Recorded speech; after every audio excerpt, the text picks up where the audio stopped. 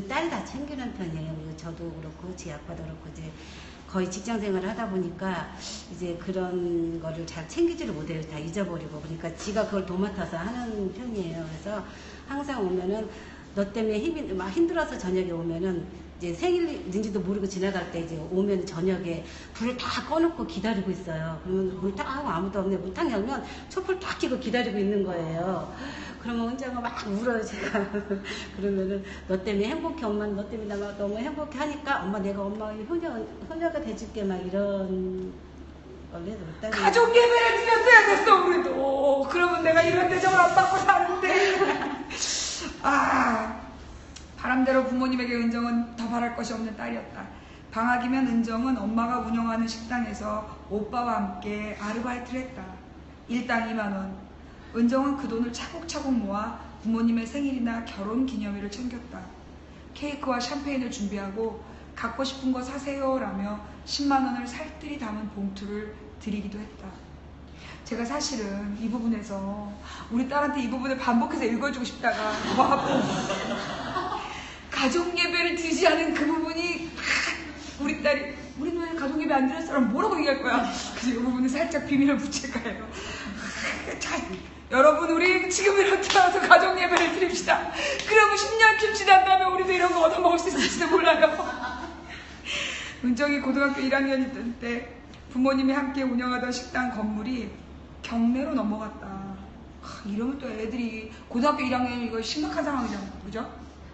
보증금을 모두 날리며 상황이 어려워진 부모님이 힘든 내색을 비치면 은정은 우리 빚이 많구나. 걱정 마. 내가 돈 많이 벌어 다 갚아줄게. 이래서 하나님 스카우트 하신 거예요. 라며 말 한마디만으로 부모님의 마음을 환하게 만들었다. 아마도 은정이는 아마 세상에 너무 속상한 사람들을 위로하는 역할을 맡았을 것 같아요. 그죠? 말 한마디로 그 사람의 마음을 확 풀어주는. 은정의 엄마 사랑은 어려서부터 유발났다. 아기였을 때 은정은 엄마와 잠시도 떨어지지 못했다. 엄마는 화장실에 갈 때도 화장실 문 앞에 은정을 앉혀놓고 볼일을 봐야 한다. 잠시라도 떨어지면 하늘이 무너질 것처럼 울었기 때문이다. 은정은 고등학생이 되어서도 엄마랑 한 침대에서 잤다. 이건 똑같아요. 가끔 엄마가 아이고 귀찮아 이제 네 방에 가서 자 하고 슬쩍 밀어내면 아이 엄마 왜 그래 같이 자자 응? 뿌잉뿌잉 하고 애교를 부리며 달려들었다. 저희 딸은 엄마가 딴 데로 가 그러는데 엄마가 설거지를 할 때면 5분만 이러고 있자라며 뒤에서 엄마를 꼭 안았다. 어느 순간 시작한 사랑한다는 고백이 넘치고 넘쳤다.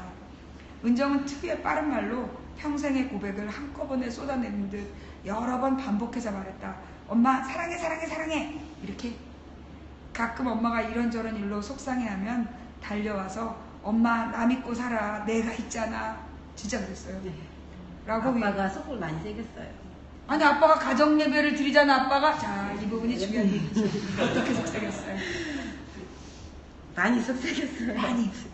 결혼 첫 때부터 물질로 이제 보증을 서서 다 날리고 막 그런 걸로 해서 이런 예, 속을 많이 썩이고 또 술로 속도 썩이다가 가정 예배를 드리시면서 네, 술로 술도 끊고 이혼하겠다 했더만 이제 그럼 술을 끊겠다 해갖고 이제 끊고 열심히 교회 다니면서 회개해서 가정 예배를 드리게 된 거였구나. 가정 이제 돌아온 지가 저 거의 우리 애들이 중학교 때부터 이제 그때부터 이제 그렇게 해서 가정 예배 드려서 이제 서로 이제 이렇게 대화로 이제 풀어가면서 이제 믿음으로 지금 많이 성장을 해서 지금도 이제 저는 이제 지금 우리 딸을 하나님 데려가고 나서는 하나님을 미워갖고 이제 하나님을 멀리 이제 주일만 지키는 편이고 우리 신랑은 이제 토요일하고 주일은 아예 교회에서 사는 편이에요. 그러니까 힘드니까 아예 교회에서 봉사를 하면서 그냥 아예 올인을 해버리더라고요. 쉬는 시간을 아예 교회에서 지내다가 밤늦게 예배까지 다 저녁 예배까지 마치고 들어오고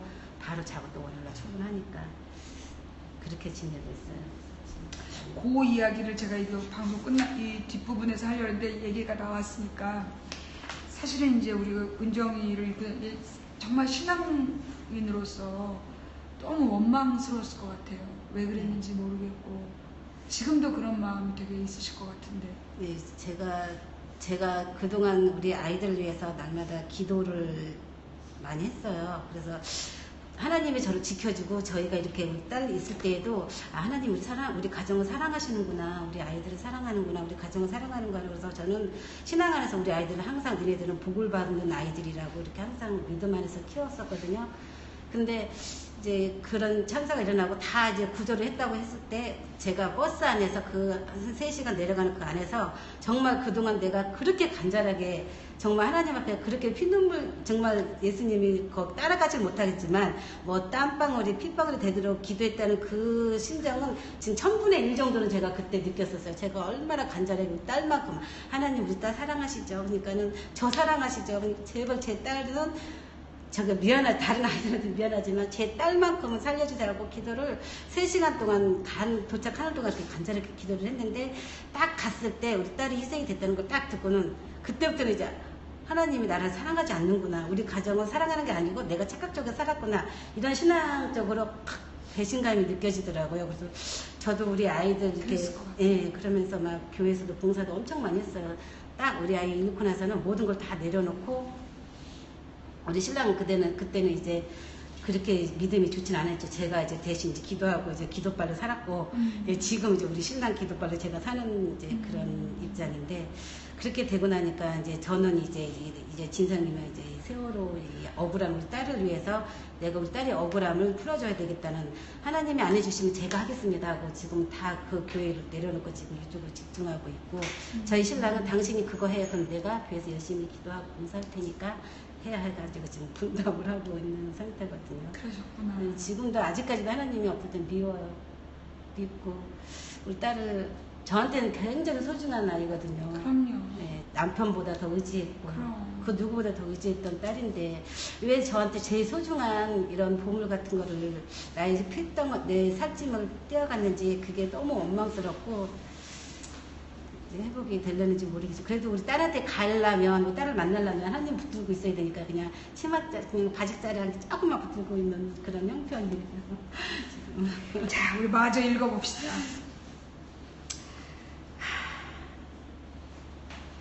엄마는 그런 딸이 엄마 나 믿고 살아 내가 있잖아 라고 위로했다.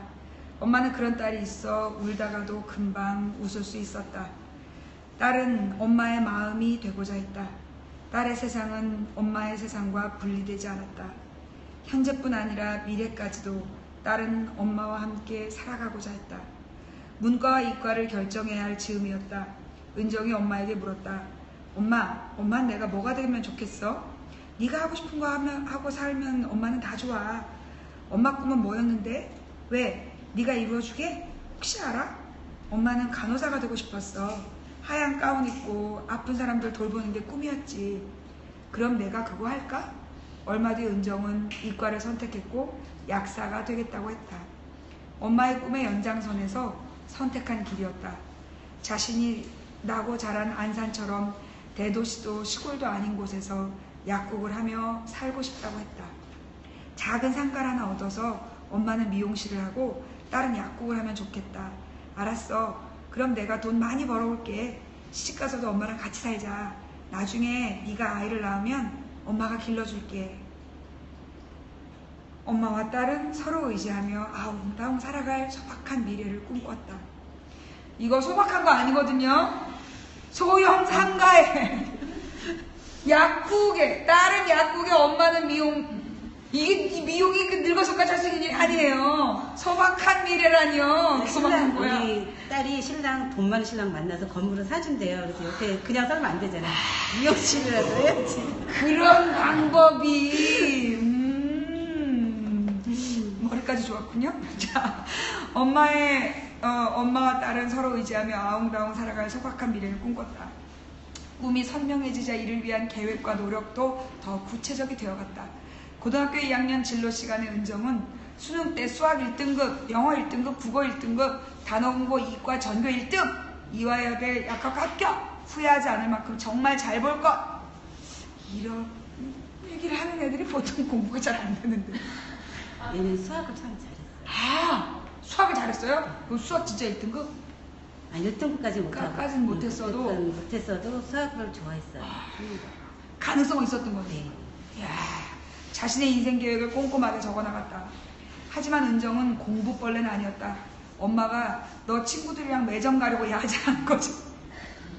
팩트폭행이야. 이런 걸 보고 팩트폭행이라고요? 너 친구들이랑 매점 가려고 야자하는 거지? 라고 놀리면 놀릴 만큼 친구들과 어울리기를 좋아했다. 대신 집중력이 좋고 총명했다. 어려서부터 하나를 가르치면 둘을 깨달았다. 방에서 마음을 잡고 공부를 할 때는 엄마가 부엌에서 몇 번이나 불러도 듣지 못할 만큼 파고들었다. 진짜 공부하는 머리 또 있었던 거네요. 오기와 끈기도 있었다. 일단 시작하면 열심히 했고 끝을 봤다. 쉽게 포기하는 법이 없었다. 고등학생이 된 후 수학을 어려워해서 교회 집사님이 가르치는 수학학원에 잠깐 다닌 걸 빼면 학원도 전혀 다니지 않았다. 간혹 엄마가 학원에 가겠느냐 물으면 다 배운 것도 설명해서 재미없어. 그 돈으로 나 맛있는 거 사줘 라고 답했다. 인생관이 나랑 비슷한 것 같아요. 먹는 게 남는 거죠. 엄마는 은정이에게 공부하라는 소리를 입 밖에 내본 적이 없었다. 대신 엄마가 은정이의 귀에 딱지가 앉을 만큼 많이 한 말은 더 부드러운 사람이 되라는 것이었다. 애가 거칠었나요? 거칠었구나. 어떻게 거칠었어요? 그러니까 사내스러운 성격이었어요. 좀 부드럽고 막 이렇게 애교 있고 그러지를 못했어요. 그냥 저한테만 이제 제가 애교 부리면 같이 받아주는 그거고, 지네 오빠랑 하는 거 보면 오빠보다 더 가격하게 막 이렇게 장난치는 것도 어떨 때는 막 무서워요. 그 정도는 막. 근데 이제 저한테는 그렇게 못하죠. 제가 막 일부러 쓰러지고 막 액션을 잘 쓰니까. 헐리우드 액션으로 네. 딸의 그걸 넘어가는. 네. 엄마가 잔머리를 많이 걸렸구나. 네, 자, 그래서 부드러운 사람이 되라고 했다. 엄마의 기도와 잔소리 덕분인지 고등학생이 된 후로 은정은 주변 친구들의 고민 상담소가 되었다. 이게 쉽지 않은데. 들어주는 거 참 좋아해요. 들어주는 거. 은정은 마음을 다해 귀 기울여 들을 줄 알았고 무엇보다 쉽게 판단하지 않았다. 친구들은 은정이 재미있고 에너지가 가득할 뿐 아니라 속이 깊고 지혜로운 사람이라는 걸 알았다. 친구들의 이야기를 들을 때 은정은 무조건 편들지 않았다. 은정은 충분히 공감해 주면서도 다른 입장에서 생각할 수 있도록 현실의 상황을 개선할 수 있도록 도왔다. 제2의 망치 부인이 돼서 인생 상담을 하면서 나의 일자리를 위협할 뻔한 미래의 라이벌을 지금 만나고 있습니다. 친구들의 고민에는 남자친구 이야기도 빠지지 않았다. 연애를 한번 해보지 않은 은정은 한 번도 안 했을까요? 저한테는 그러더라고요. 저한테는 그래요. 은정은 친구의 연애 이야기를 자기 이야기인 듯 눈을 반짝이며 들었고 그 감정에 푹 빠져들었다. 때로 싱글인 친구와 손을 붙잡고 우리 꼭 행성가에 만나자라며 결의를 다졌다. 우리 딸도 맨날 그러더라고요. 18살 은정에게 연애는 큰 관심사였다. 가족 예배 시간에도 은정은 남자친구 생기게 해달라는 기도 제목을 종종 내놨다. 그런데 혹시 이게 페이크가 아니었을까요? 가족 예배 시간에 이렇게 얘기하면 남자친구가 없다는 뜻이고 아빠의 경계심이 좀 풀어진다는 어떤 그런 거 아니었을까? 그래서 절대 기도 안 해줬어요. 진짜 웃긴 엄마 아빠야. 그래서 절대 기도, 남자친구가 생길까봐 기도 안 해줬어. 그러니까 이 예배 시간이 진심이 있었겠습니까? 자, 그 다음에 엄마에게 나 먹을 때 못 먹게 말려줘. 살 빼고 남자친구 사귈 거야 라며 다이어트를 선포한 것도 이런 목표 때문이었다. 그렇죠. 이제 잘생긴 사위를 만나야 되니까. 건물 하나를 배워야 되니까. 은정은 165cm의 큰 키에 60kg이 조금 넘었다. 키가 컸구나 나보다. 네. 자, 보기 좋게 통통하고 건강한 체형이었지만 먹는 걸 워낙 좋아했다. 밤 11시에 야간 자율학습을 마치고 집에 올 땐 늘 슈퍼에서 산 간식거리가 손에 들려 있었다. 말려달라고 했으면서 정작 엄마가 그만 먹으라고 말리면 왜 못 먹게 하냐며 서러워했다. 내가 이거 전문이잖아. 내가 우리 신랑한테 맨날 선포해. 나 오늘부터 저녁 안 먹어. 나 오늘부터 55kg 갈 거야. 그런데 저녁 시간에 지들끼리 먹으면 눈물이 철철 나는 거야. 어찌나 서러운지 못 먹게 하냐면서 서러워했다. 살을 뺀다며 주말에 수영장에 다녔죠. 수영을 다녔어요? 수영을 하고 난 뒤 친구들과 함께 먹는 떡볶이를 포기하지 않았다. 역시 그렇죠. 제가 살 빼려고 등산을 갔었어요.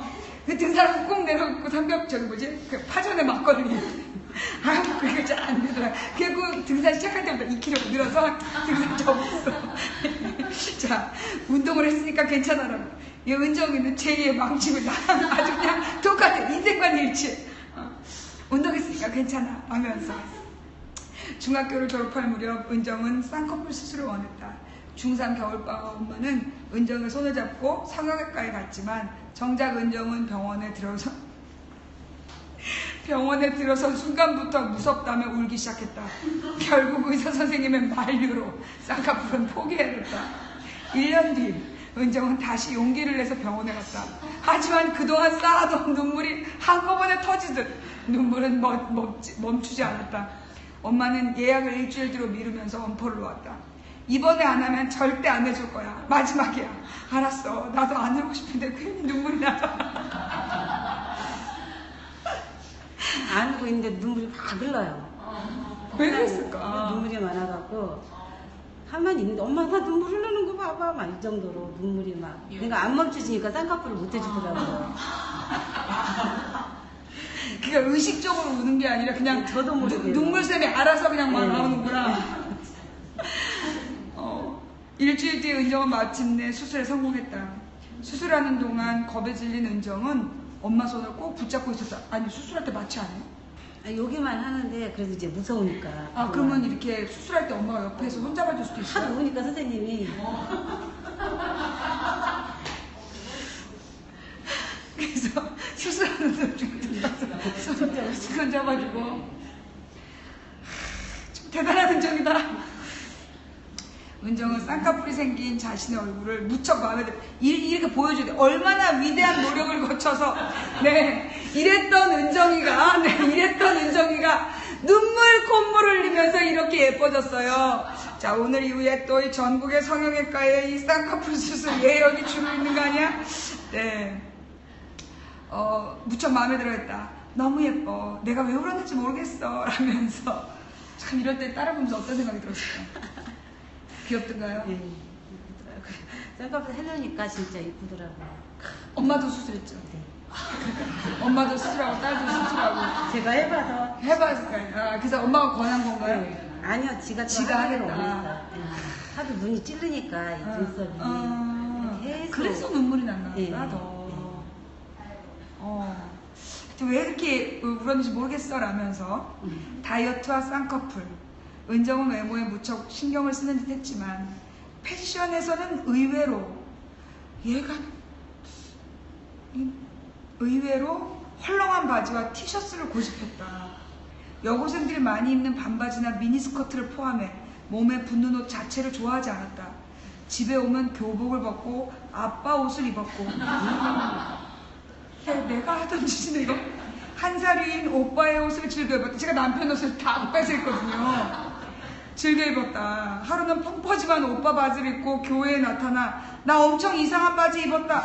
제가 이게 교회에서 우리 신랑 바지를 입고 임신한다, 애기 낳고 신랑 바지 입고 다니는데 딸이 또 그러고 다녔어요. 오빠 바지야 이러면서. 큰일 날 뻔했네. 얘가 이거 아프리카에서 방송할 뻔했네 이거. 예, 나 엄청 이상한 바지 입었다고 당당하게 외치기도 했다. 친구들은 그런 은정의 기발함과 밝음을 사랑했다. 하지만 엄마는 은정이 제 사이즈의 옷을 입길 바랬다. 수학여행을 떠나기 며칠 전 친구들과 여행을 가서 입을 옷을 사러 간 은정은 32 사이즈 바지, 바지를 있던 방에 사왔더라고요. 105 사이즈 티셔츠. 저도 좀 크게 입는데 얘는 또 비슷해. 지가 가슴이 컸어요, 딸이. 그러니까 그게 창피했나 봐. 옷을 항상 크게 입어요. 글래머였구나. 네. 평소에 집에 있는 미싱으로 옷을 줄여주던 엄마였지만 이번만큼은 대체 왜 그렇게 큰 걸 샀어? 딱 맞는 걸로 바꿔와 라고 등을 떠밀었다. 하지만 은정은 수학여행이 내일 모레인데 언제 바꿔? 그냥 줄여줘 하면서 버텼다. 은정은 그 바지와 티셔츠를 입고 환하게 웃으며 수학여행을 떠났다. 그 바지는 엄마가 줄여준 마지막 바지가 됐다. 수학여행을 떠나기 전 은정은 담임선생님에게 상담을 신청했다. 형편이 어려운 학생이 수학여행비를 지원받을 수 있다는 걸 알았기 때문이다. 담임 선생님은 은정의 엄마에게 전화를 걸어 더 어려운 학생을 지원하기로 했다며 양해를 구했다. 엄마는 전화를 받고서야 은정이 담임 선생님을 찾아갔다는 사실을 알았다. 은정아, 엄마 아빠가 어려워도 너 수학여행 정도는 보내줄 수 있어. 선생님이 전화하셨어? 그거 안 됐대? 아이 속상해. 하지만 속상함은 잠시. 은정은 금세 여행의 즐거움에 설렜다. 은정은 안 되는 것에 매여 비탄에 빠지기보다 좋은 것을 찾을 줄 알았다. 삶이 선사하는 선물을 발견했고 그것에 감사했다. 수학여행을 떠나기 얼마 전 친구 집에 다녀온 딸은 차분한 목소리로 말했다. 엄마, 난 너무너무 감사해. 뭐가?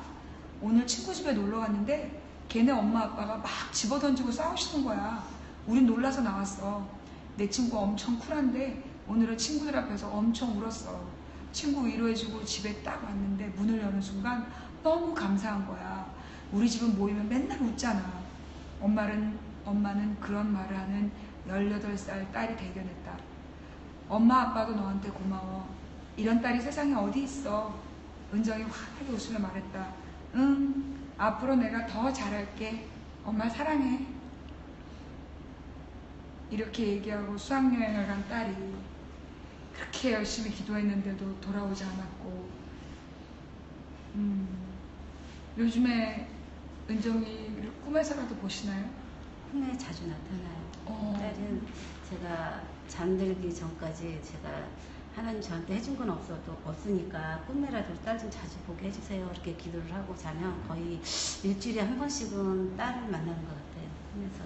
그래서 어떨 때는 막 울고, 어떨 때는 이제 아기로 이제 나타나면 아기 같이 막 키우는 거, 막 기저귀 갈아주는 거 그런 꿈도 꾸고, 또 처음 딸이 이제 갔을 때는 꿈속에 우리 딸이 나타나더라고요. 그래서 이렇게 막 시소같이 높은 데 올라가 있더라고요, 딸이. 그래서 은정아 내려와. 왜 그렇게 높은 데가 있어? 위험해. 얼른 내려와. 했더니 엄마 못 내려가 이러면서 손을 흔들더라고요. 그래서 내가 막 울면서 깼었거든요. 그때 14년도에 우리 딸가 갔을 때.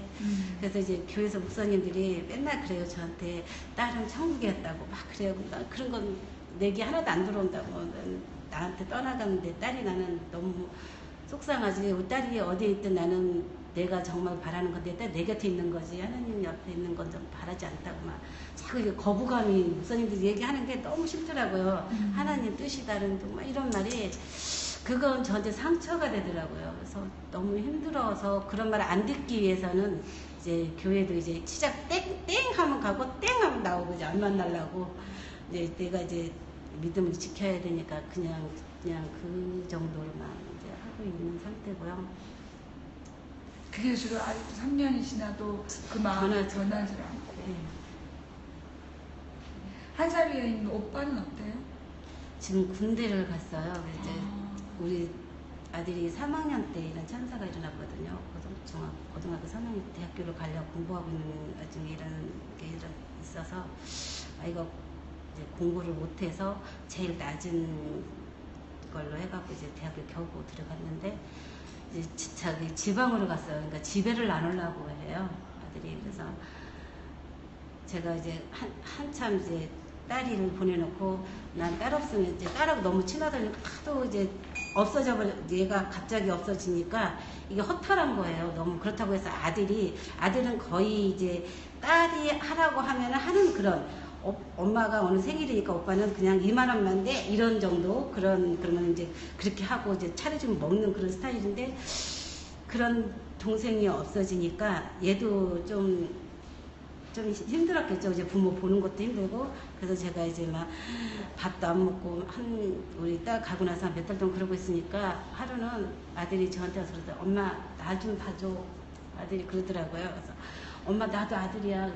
엄마는 딸이 없으니까 살 희망도 없고 엄마는 이러다가 그냥 은정이한테 갈래 했더니 엄마 나는 나 좀 봐주고 아들이 막 나한테 막 그러면서 울더라고요. 그래서 그때부터 정신이 번쩍 들더라고요. 내가 자식이 우리 은정이가 아니라 우리 아들도 있었구나. 알았어 엄마가 그래 알았어 지금부터 힘내서 너 장가 보내고 장가 가서 행복하게 사는 것까지만 보고 엄마가 힘낼게. 그리고 이제 겨우 이제 버티고 있는데 우리 아들이 힘들어 하더라고요. 그래서 학교 가면은 집에 오려고 하지를 않고 이제 군대를 갔어요. 벌써 2학년 마치고 대학교 2학년 마치고 지금 군대를 갔는데도 집에 이제 휴가를 오면은 거의 집에 안 있어요. 엄마랑 이렇게 같이 이제 제가 이렇게 활동하다가 집에 들어가면 텔레비 보고 있다가도 내가 집에 들어가 지방을 들어가 버려요. 대화가 안 돼.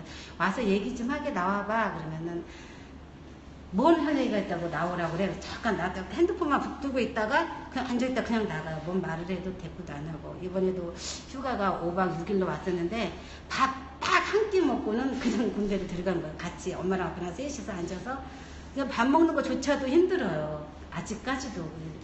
아들한테 그렇다고 해서 뭐 이제 그만 있고 우리끼리 행복하게 살자 그런 말도 안 나오고 뭐 잊고 사는 것도 그게 말이 안 되는 거고. 근데 어떻게 다가갈 수가 없더라고요. 방법을 모르겠더라고. 아들도 그렇고 저도 그렇고 우리 부모도 그렇고 그냥 쓰잘데기 없는 말로만 막 이렇게 위로가 되는 막 그런 말만 하고 막 그러는데 지금 등급 시기가 어떻게 되죠?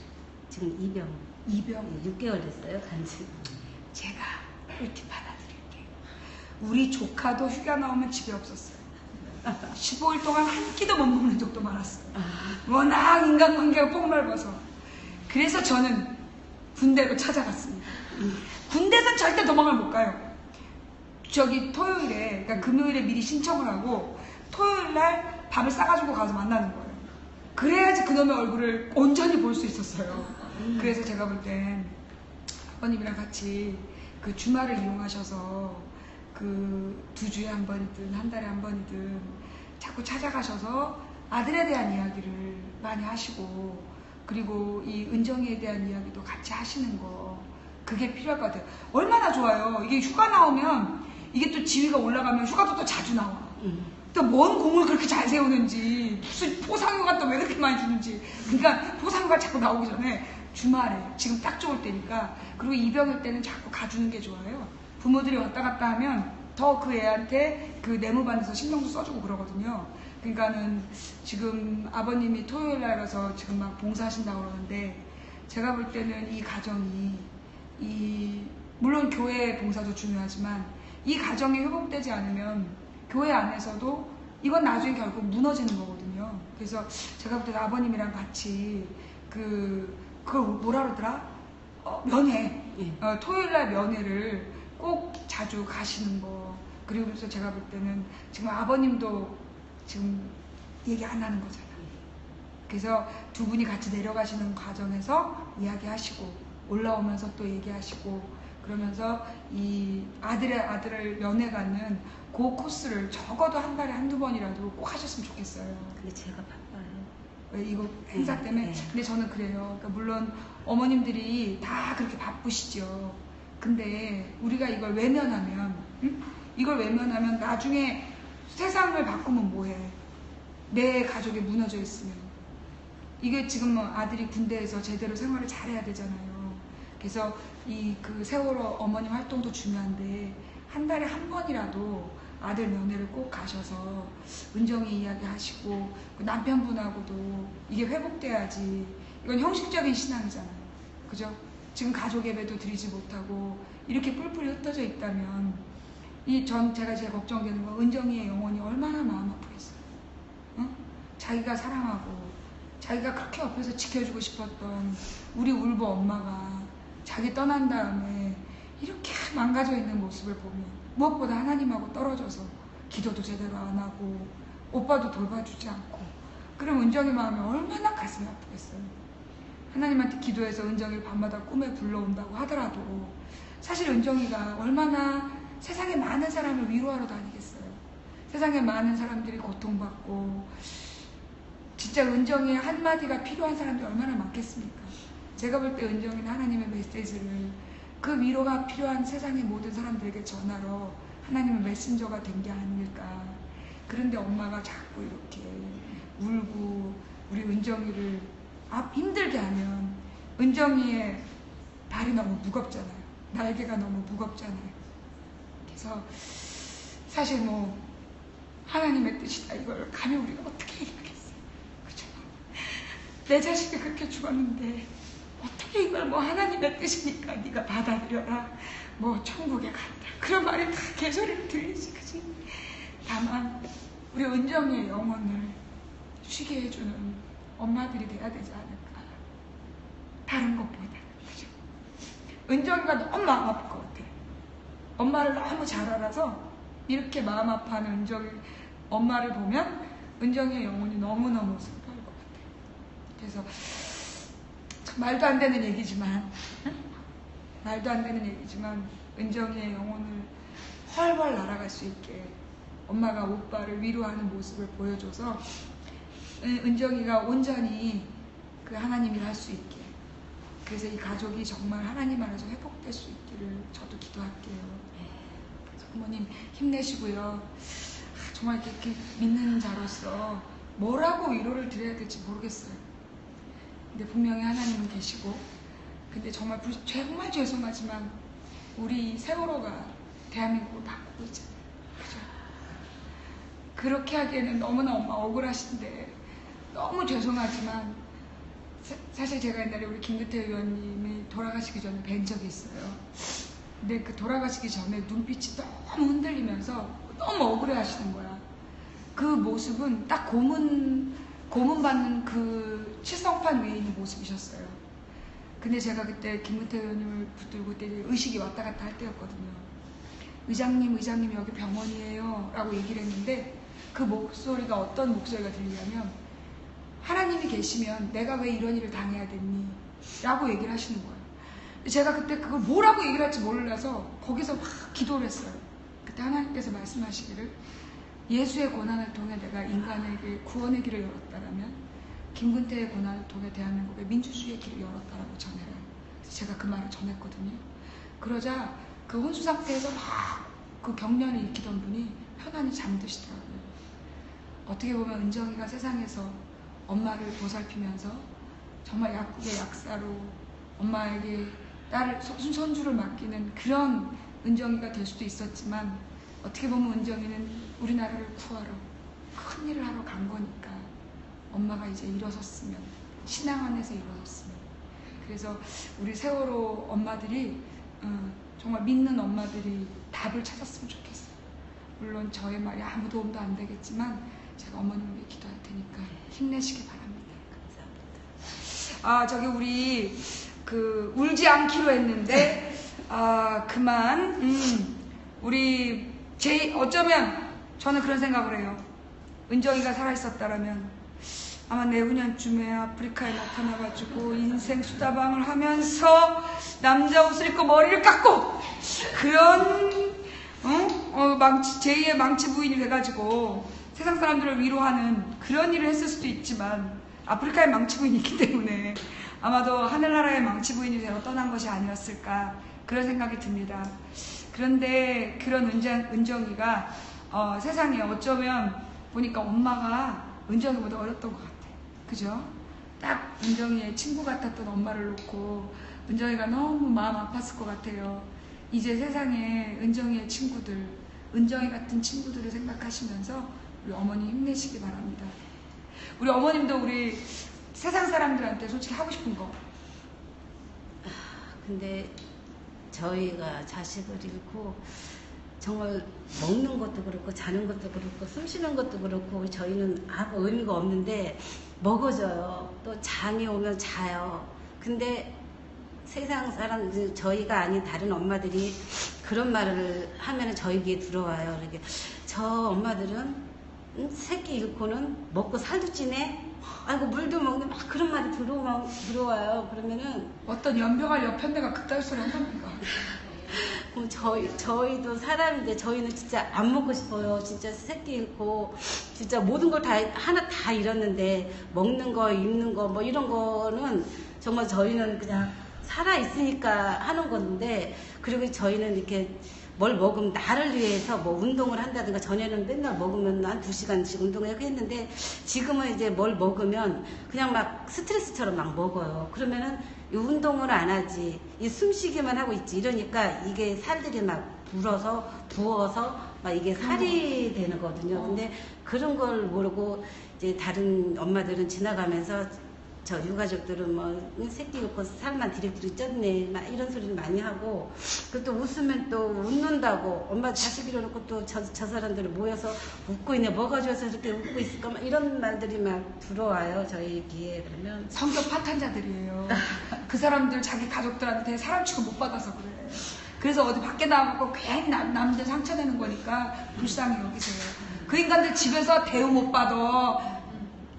그래서 그런 얘기를 들을 때마다 저희들은 그게 참 큰 상처고, 또 그 외에 사람들한테 다가갈 수가 없어요. 그래서 저희는 이제 가족 엄마들끼리만, 우리 엄마들끼리는 훈련, 서로 같은 마음이고 같은 아픔을 같이 있기 때문에 거기 안에서는 웃을 수 있고, 또 새끼들 막 자랑하게 되면 웃을 수 있고 있잖아요. 그 거기에서만 하지 바깥에 나가 다른 사람들 만나서는 마음대로 웃을 수도 없어요. 그렇다고 맨날 슬퍼할 수도 없어요. 그러니까는 너무 힘든 거예요. 그 사람들을 만나서 어떻게 말을 하고, 어떻게 대화를 하고, 어떻게 표정을 관리를 해야 되지, 이런 것 때문에. 그래서 자꾸 막 차단이 되고 안 만나지고, 그냥 겨우 그냥 우리 그냥 저희 마음을 알아주는 그런 활동가 하시는 분들, 겨우 그런 분들만 만나고 있는 지금 상태거든요. 그러니까는 그 이웃에 가는 게 정말 힘들어요. 그 사람들이 저희들을 새안경 끼고 보기 때문에, 너희들은 아이들 자식 잃어서 그 보상금을 잘 먹고 잘 되고 있는데 뭐가 부족하냐 이런 식으로 하고 말을 하니까, 그런 말을 하나 들을 때는 상처는 이게 이제 딱지가 졌는데도 또 거기에 던져주면 또 아파요. 그런 말이 못이 돼서 아프거든요. 그래서 저희 엄마들은 매일매일 다니면서 나가면 나갈수록 그런 말을 많이 듣잖아요. 집에 가만히 있으면 그냥 내 아픔만 있지만, 내가 활동하다 보면은 그런 말이 많이 들어와요. 참 집에서나 있지, 왜 나오지, 왜 또 대모지, 왜 또 저런 걸 하지, 막 이런 말을 들을 때마다 상처가 되지만, 그래도 우리 억울한 아이들의 그런 억울함을 풀어주고 싶다. 그래야지 우리가 눈을 감았을 때 있다는 이런 마음으로 지금 다니고 있는데, 제발 그런 말을 안 해줬으면 좋겠어요. 저희는 정말 먹고 싶어서 먹는 게 아니라 숨쉬기 위해서, 우리 아이들의 억울함을 풀어주기 위해서 먹는 거고, 자는 것도 우리 내일이 돼야지, 오늘 가고 내일 돼야지만 또 밝힐 수 있는 거. 지금 세월호에 대해서 뭐 밝힌다고 했는데 밝혀진 것도 아무것도 없고, 배가 올라왔지만 진상규명 된 게 아무것도 없고 하니까, 저희들은 또 저희들 입장에서 너무 가슴도 아프고 답답하고 너무 억울한 것도 많고 막 굉장히 힘들어요. 저희들도 지금 상황이 막 모든 게 다 척척 다 잘 될 줄 알았는데, 지금도 뭐가 이렇게 숨길 게 많은지, 지금도 이제 배가 올라왔는데도 해수부나 이런 관체 기관에서는 막 숨기려고 하고 그냥 우리한테 막 이렇게 해주는 게 없고 하니까, 거기 가서 관리하는 것도 답답하고 막 모든 게 지금 막 막혀 있는 상태거든요. 근데 시민들은 해결했잖아, 배 올라왔잖아, 이렇게 막 던지는 말이에요. 거기 와서도 얘들이 왜 이렇게 한꺼번에 다 죽었대, 왜 이래, 막 이런 말을 하고 막 이러면은 정말 힘들거든요, 다닐 때. 근데 당신들은 그냥 위로라고 던진 말들인데, 저희들한테는 그게 막 비수가 돼서 꽂히는 거죠. 그래도 이제 견뎌야 되니까 이제 견디면서 다니는데, 제발 저희 부모들한테 그런 좀 상처되는 말은 안 해줬으면 좋겠고, 저희도 지금 겨우겨우 하루하루를 지금 버티고 견뎌가면서 살아가고 있거든요. 그래서 제발 우리 부모들한테 좀 제발 그런 말 안 했으면 좋겠고, 왜 먹니, 왜 있니, 막 이런 거 뭐 무슨 조금 엄마들이 좀 무슨 비싼 가방 들고 다니면 어머 쟤는 막 그런 가방 들고 다니네, 막 이런 편애하고 막 이러니까 그런 것들이 너무 힘들고 막 그런 게 있어요. 막 미니스커트 입고 다니고 그러니 막, 그러니까는 한 가지서부터 10가지 모든 게 다 안 들어야 될 말들은 더 잘 들리잖아요. 그런데 그런 말들이 더 막 상처가 되고 힘드니까 이걸 견뎌야 되나, 하루에도 막 몇 번씩 그런 마음도 많이 들고 그런 심정으로 지금 살아가고 있는데, 이제 3년 됐으면 잊어야 되는 거 아니야, 이제 해결된 거 아니야, 그런 말도 많이 해요. 그래요. 세상에 그런 사람들도 있지만, 제가 볼 때 그런 사람들 중에 그 자기 가족들한테 존중받는 사람들이 없어요. 남한테 상처되는 말하는 사람들 치고, 그 본인이 정말 자신감 있고 인격적인 대우받는 사람이 없더라고요. 자기들이 그렇게 받은 대로 그렇게 하는 거니까. 그런 사람들 때문에 지치지 마시고, 저는 6월 10일 날 그 이한열 열사 어머님, 그 어머님도 얼마나 기가 막혔겠어요. 그 잘생긴 아들, 그 잘생긴 아들, 그 미래가 창창했던 그 명문대 학생을 그렇게 잃고 얼마나 기가 막히셨겠어요. 저는 우리 세월호 유가족들이 저는 그런 당당함을 가지셨으면 좋겠어요. 그 어머니 굉장히 풍채도 좋으시고 되게 당당하시거든요. 세월호 엄마들이 사건 이후에 포기했으면, 그냥 아무 일도 없었던 것처럼, 혹은 그냥 보상금 받고 흩어져 버렸으면 지금 대한민국에 문재인 대통령 없어요. 문재인 대통령 만든 분들이 이 세월호 어머님들이에요. 또 문재인 대통령이 완전하지 않거든요. 잘못할 수 있어요. 그러나 중요한 건 문재인을 만들어낸 국민들, 박근혜를 탄핵시킨 국민들, 그거 만든 거 어머님들이잖아요. 그죠? 세월호 유가족이 없었다면 이 땅의 정의를 바로 세울 수가 없었어요. 그래서 제가 볼 땐 대한민국의 민주투사의 완결점이라고 저는 봐요. 그러니 어딜 가서나 우리는 정말 세월호 유가족이라기보다 세월호 투사라고 부르시고, 세월호의 진상규명을 위한 투사들이 대한민국의 민주화를 앞당기고 있다. 민주화 최전선에 서서 어떻게 보면요, 우리나라에서 탄핵 처음이었어요. 이승만이, 박정희가, 전두환이, 노태우가, 김영삼이 그렇게 나라를 말아먹고 이명박까지. 근데 탄핵 처음이었어요. 세월호 엄마들이 박근혜를 탄핵시킨 거잖아요. 그러니까 여러분들은 투사이고 정말 역사를 진일보시킨 분들이기 때문에 저 같은 생각 있는 사람들을 정말 존경하거든요. 그러니까 모자란 사람들 때문에 상처받지 마시고 당당하셨으면 좋겠어요. 예쁘게 옷 입고, 세월호 투사들은 예쁘게 옷 입으면 안 되냐고. 예쁘게 옷 입고 당당하게 다니세요. 그리고 누가 못된 소리 하면 너 망치 부인 알아? 내 친구 망치 부인이야? 그렇게 얘기하세요. 너 자꾸 이러면 잃는다? 그럼 제가 갈게요.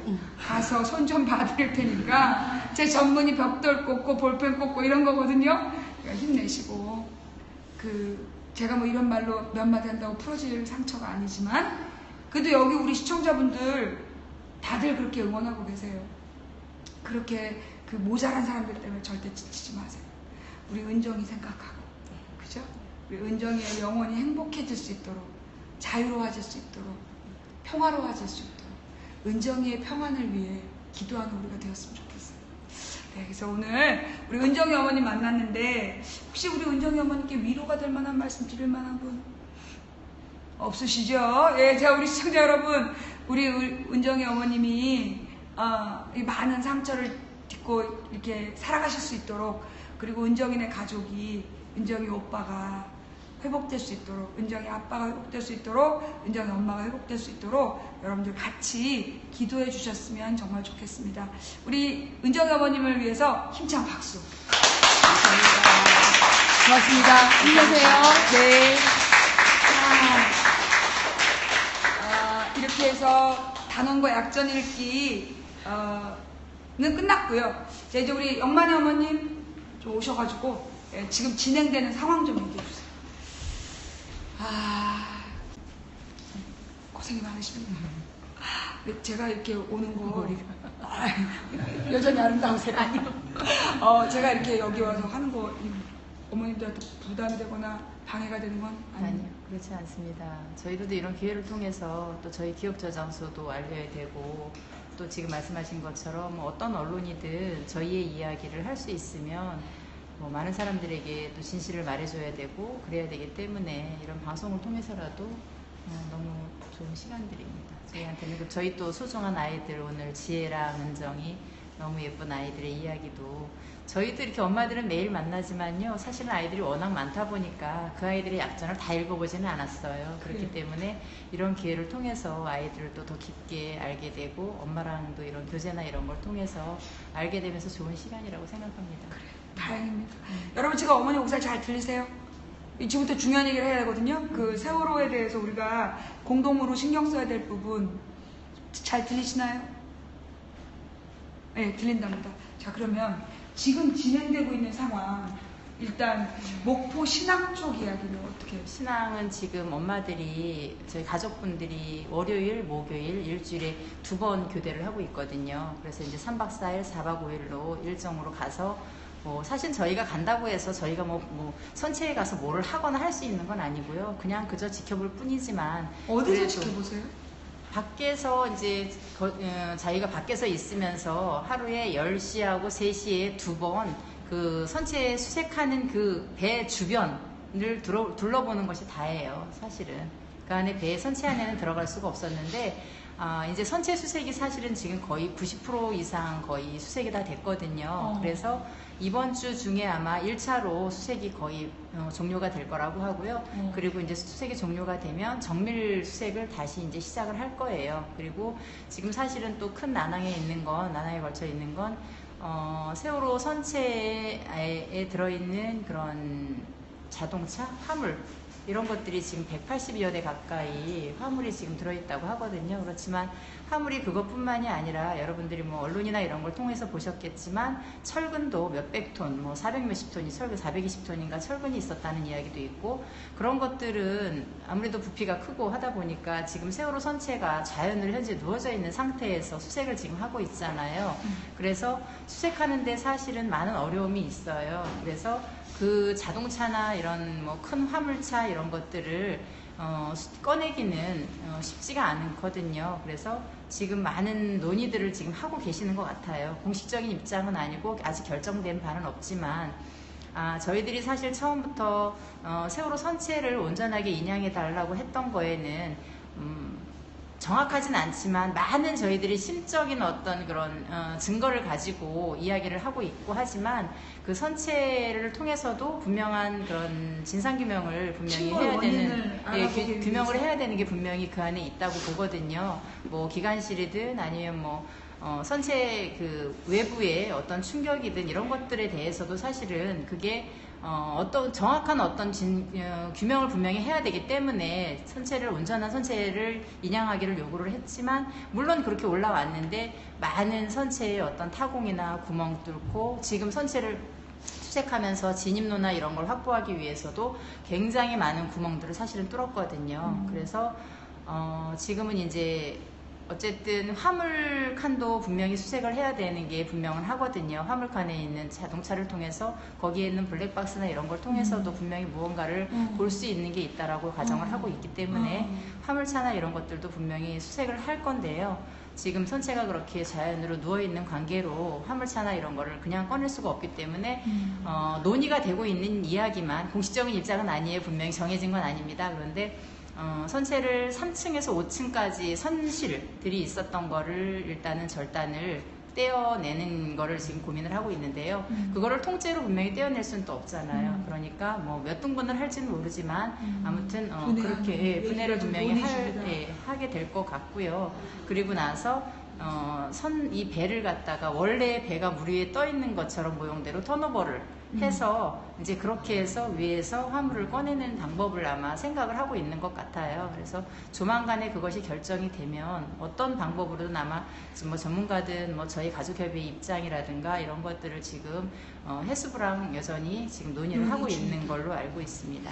그 제일 궁금한 거는 유가족 미수습자 네. 9명 중에서 지금 확인된 건 4밖에 안 되잖아요. 그래서 여전히 이제 그분들 수색하는 게 가장 첫 번째. 그 지금까지 아직 새로운 어떤 뭐 이렇게 뼈 조각이 나오지 않은. 얼마 전에도 발견이 되긴 했다 하는데요. 네. 그것이 너무 조각이 작다 보니까 DNA나 이런 검사하는 데 있어서도 그 조각이 너무 작아서 조금 어려움이 있다라는 얘기를 들었습니다. 그래서 근데 이제 선체에서 지금 뭐 뼈 조각이 나온다고 아무튼 일부가 나온다 하더라도 할 수 있으면 DNA를 분명히 검사를 해야 되겠지만 조금 전에 말씀드린 것처럼 그렇게 못하는 경우도 있나 봐요. 너무 이게 뼈의 일부가 너무 작거나 그럴 경우에는 그걸로 인해서 이 검사를 하는 과정 중에 그것이 다 어떤 이런 뼈 조각이 남아있지 않고 하기 때문에 좀 어려움이 있다는 얘기를 들었고요. 아니 그러면 지금 5명의 그 미수습자 가족들은 그럼 영원히 가족을 못 찾을 수도 있는 거잖아요.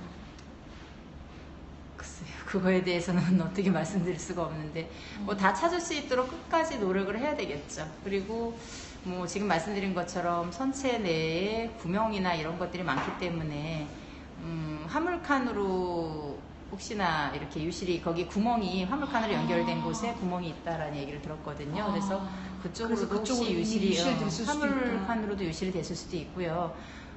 여러분들이 직접 배를 보시진 않아서 잘 모르시겠지만 배를 저희는 이제 그 3시, 뭐 10시, 3시에 들어가면서 볼 때 처음에는 허락이 되지 않았는데 얼마 전부터 배 주변을 한번 돌아볼 수는 있어요. 그래서 돌아보면서 본 결과 배가 지금 이렇게 누워있는 그 자연으로 누워있는 상태에서 밑에가 거의 뭐 김밥 옆구리 터진 것처럼 다 터져서 구멍이 굉장히 큰 구멍이 있는 경우도 있고요. 그것이 이제 리프팅 빔이라고 배를 들어올리기 위해서 넣었던 이렇게 받침대 말하자면 그런 것들을 집어넣으면서 집어넣은 곳에는 이게 물론 받치고 있으니까 배가 찌그러졌겠죠. 여기 들어가면서 이게 찌그러지고 그 받침대가 2개가 있을 경우에 받침대가 없는 공간에서는 말하자면 뭐 살이 밀려서 이렇게 터지는 것처럼 구멍이 굉장히 크게 난 곳도 있고 그래서 그 부분에서도 혹시 그런 유실이 있을 수도 있지 않을까? 유실망이나 이런 게 정말로 제대로 돼 있지 않았기 때문에 그런 염려를 지금 하고 있거든요. 그래서 그러면 그 주변 둘러볼 때 카메라를 갖고 들어가셔도 됩니까? 카메라는 지금 저희가 그 수색하는 거는 지켜는 보고 있어요. 수색하는 아니 그 주변을 이렇게 가까이 촬영하는 건 하는 것도 저희 416 미디어 연대 가족 그 연대 그 기록팀들이 사진 기록팀들이 들어가셔서 그런 내부나 이런 것들을 다 사진을 찍어놨어요. 찍어놓고 있고 현재도 작업을 하는 것도 주변에서 뭐 특이한 그날 뭐 다른 어떤 특이한 작업이 시작이 되거나 그러면 그 카메라 감독님이 거기서 상주를 하고 계시면서 계속 찍고 계시고요. 그리고 안에 선체 수색하는 내부에도 하는 곳곳 구역구역마다 CCTV를 지금 설치를 해서 밖에서 그 특조위 활동하셨던 조사관 그 선생님들 분들이 일주일씩 교대로 오셔가지고 그 CCTV를 저희 가족들이 또 할 때도 있고요. 그 CCTV를 직접 지켜보고 수색하는 거를 지켜보고 있어요. 그래서 저희 지금 그래서 가족들이 일주일에 아무튼 2번 그렇게 교대로 가고 있고요. 지난번에 말씀드렸듯이 저희 여기 저희 기업저장소에서는 엄마들이 일주일 단위로 조금 먹을게요.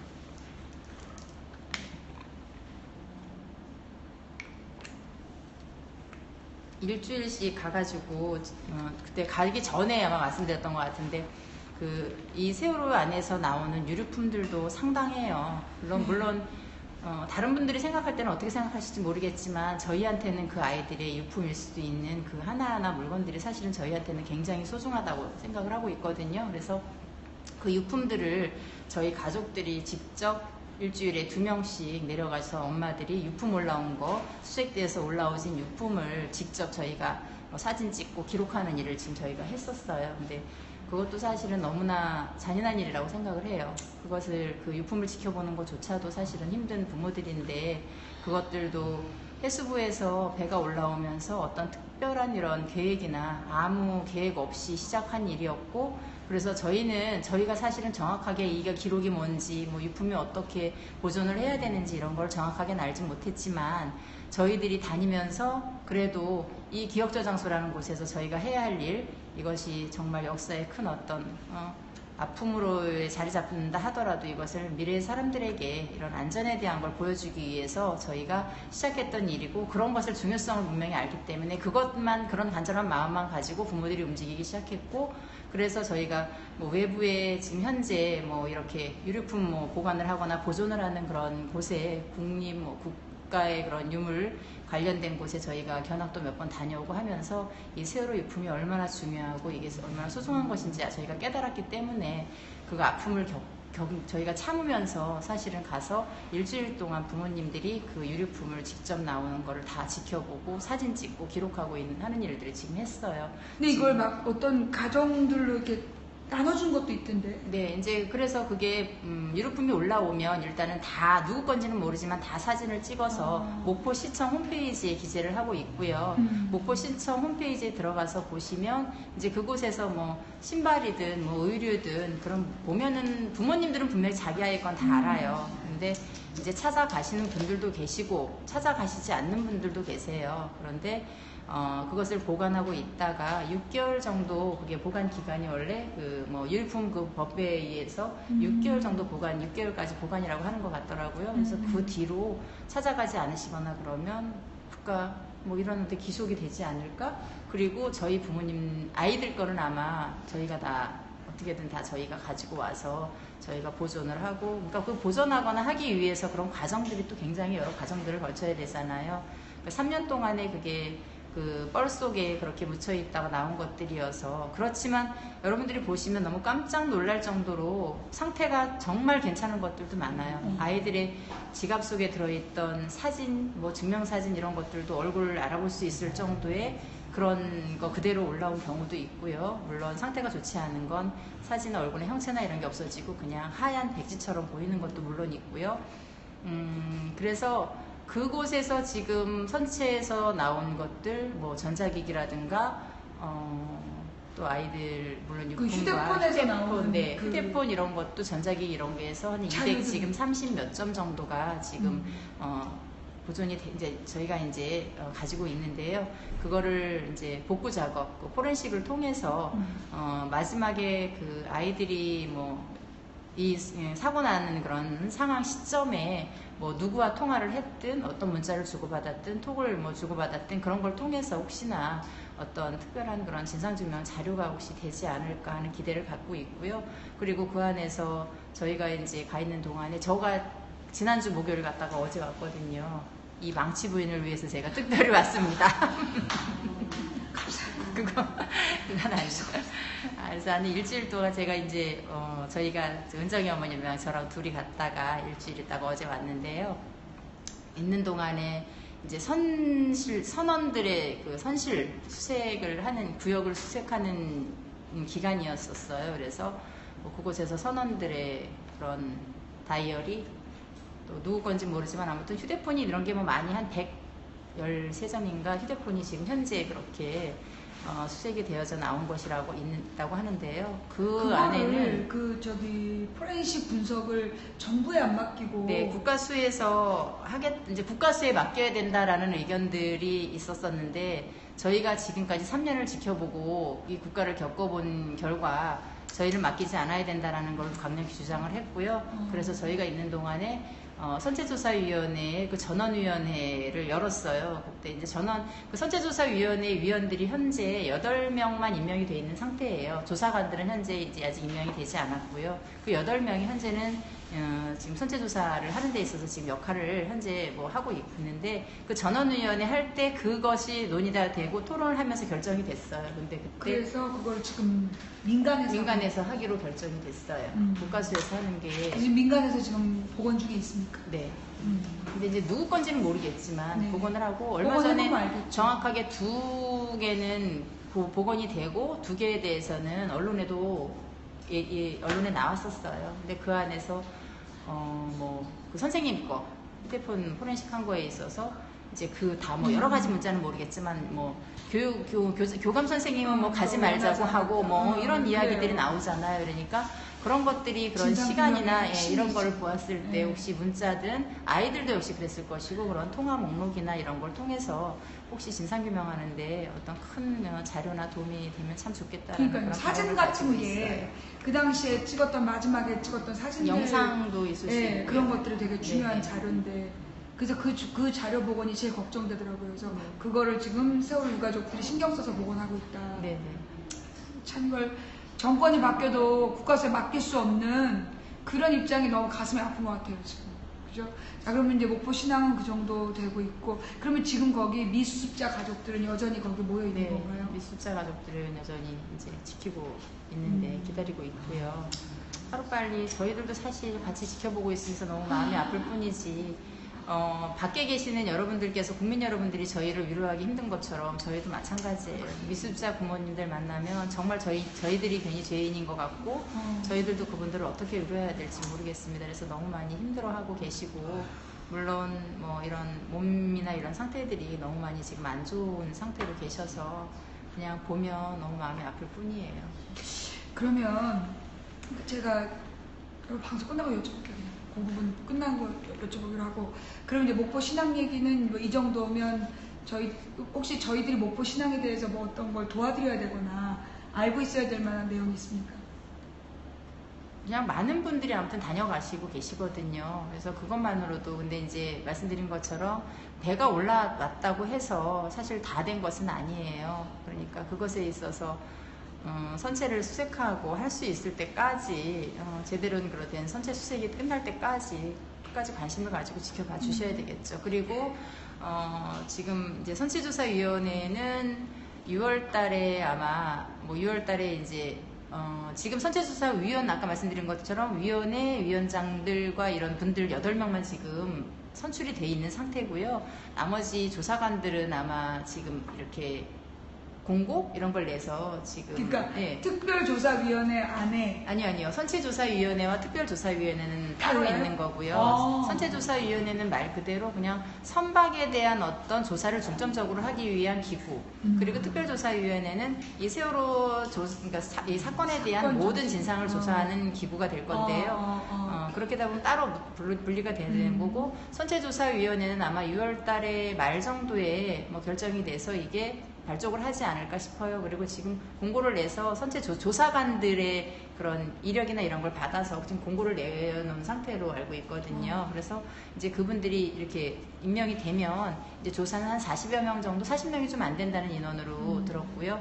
그분들이 이제 뭐 모든 조사를 뭐 선박을 담당하는 분들 아니면 뭐 따로 그런 뭐 부분적으로 이제 3개 파트로 아무튼 나눠서 조사를 하게 될 거라는 얘기를 들었습니다. 그래서 6월 달에 그거는 발족이 되면 10개월 동안에 조사를 하게 될 거라고 얘기를 들었고요. 그리고 특별조사위원회는 이제 법사위에 상정이 되는 게 9월 달에 상정이 되면 그것도 또 본회의에서 논의가 돼가지고 통과가 돼야 되잖아요. 그래서 그것은 아마 내년 초 정도에 그러니까 특별조사위원회가 만약에 발족이 된다고 하면 이게 특별조사위원회가 내년 초에 정도 만들어지지 않을까. 그러니까 그 특조위가 지난번에 박근혜 정부 때는 정부 차원에서 의지가 없으니까 네. 국회를 우리가 동원해서 특조위를 만들어야 된다는 얘기를 했었던 거잖아요. 근데 지금 이제 정권이 바뀌었고, 그러면 이 특조위는 일종의 정부기구 아닙니까? 정부 산하기구 아니에요? 언론이나 이런 데서는 이제 인터넷 뉴스로 제가 봤는데 인터넷 뉴스에서도 대통령이 직속으로 하겠다라는 그런 직속 의견이 기관으로 있도록, 만들기로 네. 했는데 그게 꼭 국회에서 통과는 돼야 된다고 통과를 그러더라고요. 해야 된대요. 네, 그래서 법사위 아무튼 9월 달에 본회의에 올라갈 거라고 들었고요. 그래서 저희가 이제 이렇게 뭐 정치나 이런 걸 정말 모르는데 뭐 패스트 트랙이라 그래서 무조건 이렇게 법사위에 통과되고 본회의에 올라가면 무조건 되는 줄 알았는데 그것도 아닌가 보더라고요. 본회의에서 그게 또 통과가 돼야 되나 봐요. 근데 패스트 트랙으로 걸어놨기 때문에 뭐 11월 달에는 그게 결정이 될 거라는 얘기는 그렇게만 들었거든요. 근데 그 패스트 트랙이 어떤 법인지 뭐 어떤 제도인지 이런 걸 잘 모르니까 제가 조금 조사해 어렵긴 하고요. 근데 그러니까 지금 현재 특조위에 대해서는 그런 그러니까 제도를 만드는 절차가 지금 남아있다. 네네네, 그렇죠. 그래서 그러니까 뭘 활동하는 것도 아니고 활동을 하는 건 아니고 아직 뭐 만들어지려고 그러면 아무튼 9월 달에 본회의에 올려질 거라고 그렇게는 들었어요. 그러니까 본회의에 올려지기만 해도 예전에는 본회의에서도 올라가지 못했으니까 본회의에 올려지기만 해도 그게 될 확률이 높지 않을까. 뭐. 스케줄 적어놔야 되겠네요. 우리가 네. 9월 달이 되면 그 특조위 본회의에 상정되는 왜냐하면 거를 그것이 체크하는 거. 국민들의 또 여론이 네. 분명히 많은 여론을 국민들이 관심이 있고 여론이 있어야지만 또 잘 될 수 있잖아요. 여론을 분명히 타지 않지는 않으니까 여론을 타니까 꼭들 관심을 꼭 가지고 계셨으면 좋겠어요. 네, 자 그래서 특조위가 만들어져야 제대로 이번에는 정말로 제대로 조사하고 제대로 정말 처벌할 수 있도록 진상을 제대로 규명할 수 있는 그런 기회를 꼭 가져야 되겠어요. 그러니까 특조위가 지난번에 첫 번째 특조위는 수사권도 없었고 기소권도 없었는데 네. 거기다 기간까지 짧았고 네, 그래서 작년에 그때 원래 1년하고 6개월 더 했었나 18개월 했었었나요? 그랬잖아요. 근데 지금은 하게 되면 2년하고 그러니까 3년, 2년하고 더 추가로 1년을 더 할 수 있다라고 그렇게 아마 이야기를 하고 있다고 그러더라고요.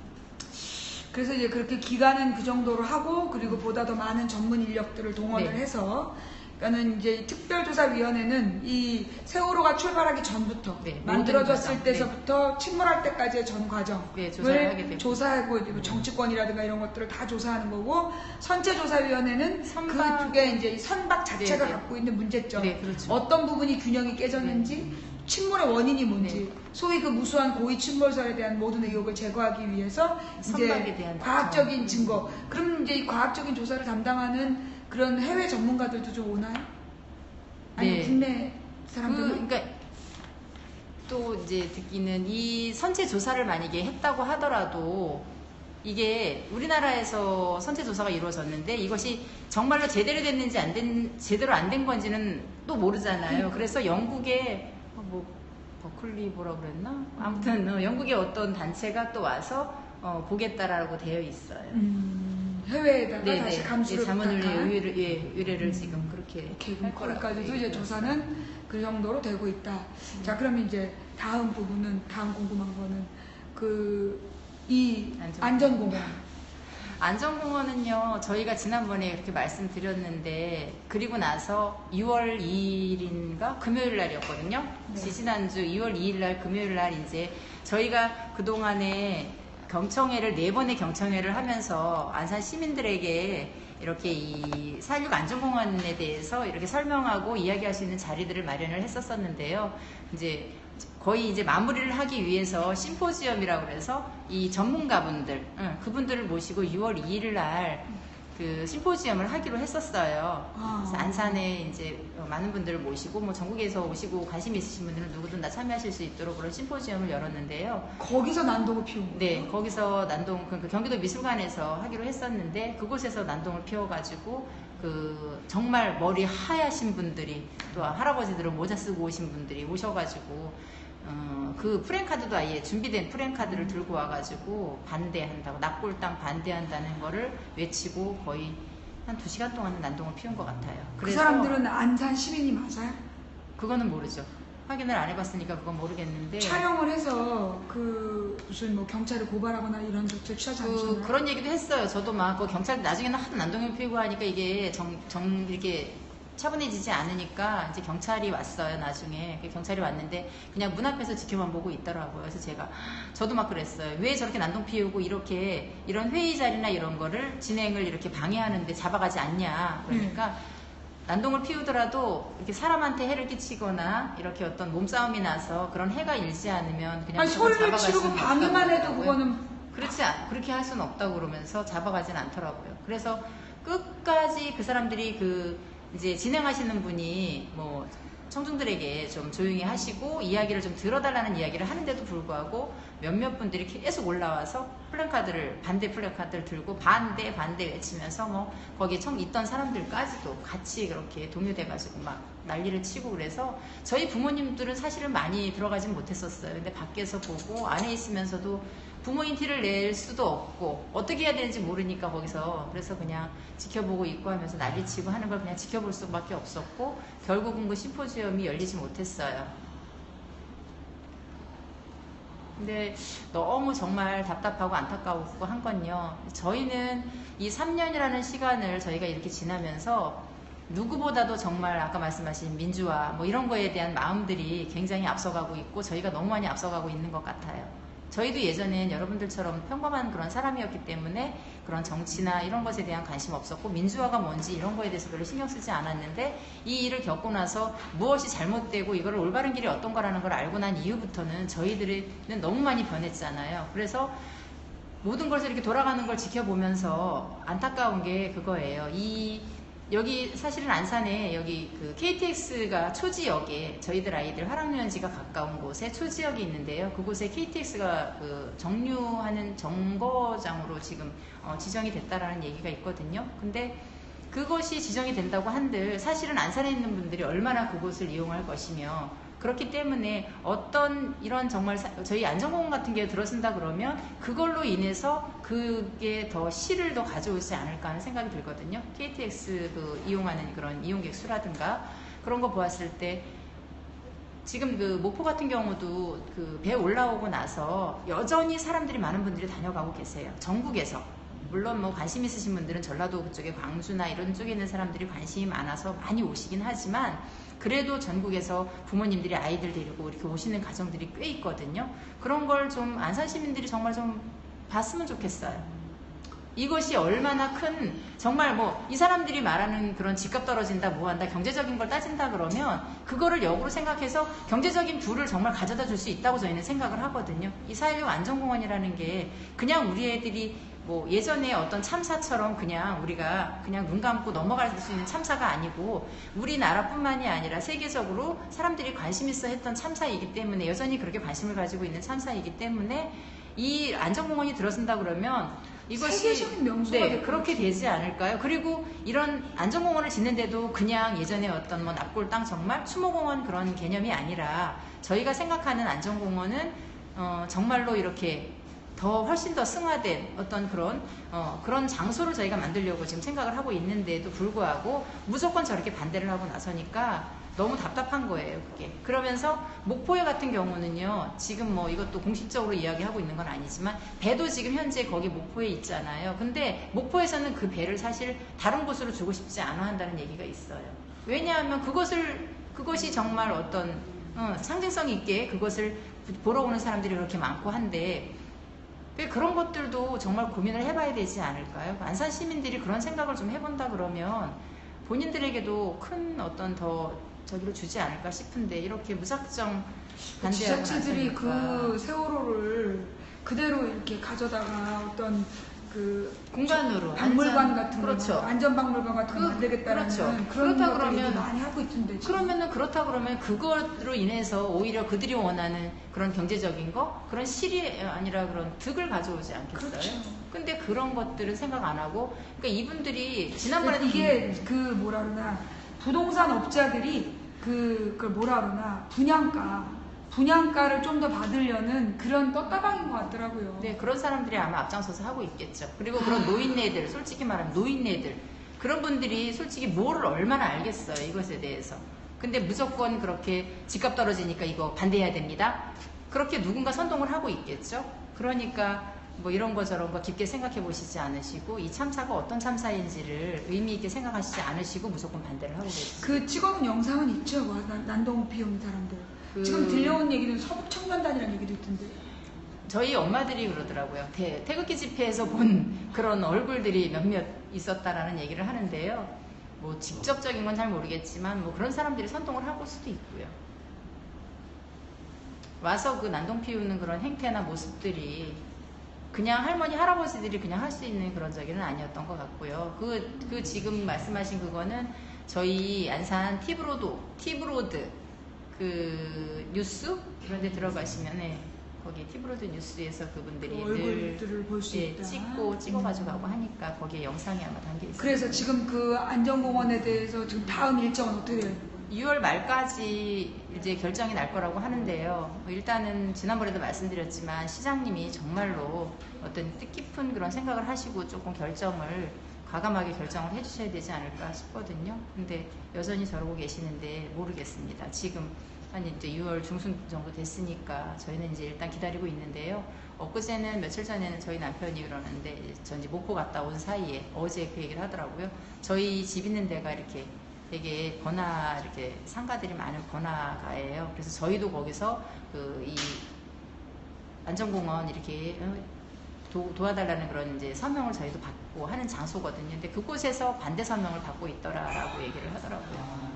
안산 시민들이. 근데 이제 인근에 저희 뭐 고잔동, 선부동, 와동 여기에서 아이들이 가장 많이 희생이 됐는데 저희 선부동에서는 거기가 동명상가라고 해서 그곳이 굉장히 번화가예요. 거기에서 반대 서명을 받고 있더라라는 얘기를 하더라고요. 그 얘기를. 근데 정말 안타까워요. 정말 저희들이 생각하는 것처럼 조금만 생각의 이 전환을 하면 이게 얼마나 큰 앞으로의 저기를 가져다 줄까를 좀 생각을 하시면 참 좋겠는데 그렇지 않고 그냥 아무 지식 없는 그런 생각으로 무조건 반대를 하고 있다고 생각을 하니까 답답하죠, 사실은. 알겠습니다.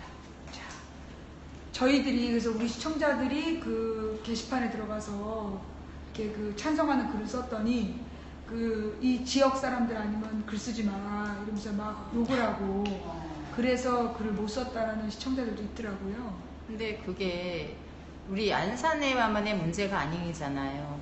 대한민국 누구나 관심을 가질 수 있는 일이고 한데 물론 안산에 만들어지는 게 안산에 만들어진다고 하니까 반대를 하는 거지만 일단 이제 그 중요한 건 안산시에서 그걸 만들 때 그 평화공원을 만드는 것 자체는 이제 시민들도 반대를 안 하는데 거기에다가 이제 공안 시설을 넣는 걸 싫어하는 거잖아요. 근데 이제 이게 아마 틀림없이 정부에서도 지원을 해줄 거라는 거죠. 그죠? 정부에서 지원해줄 게 분명해요. 그죠?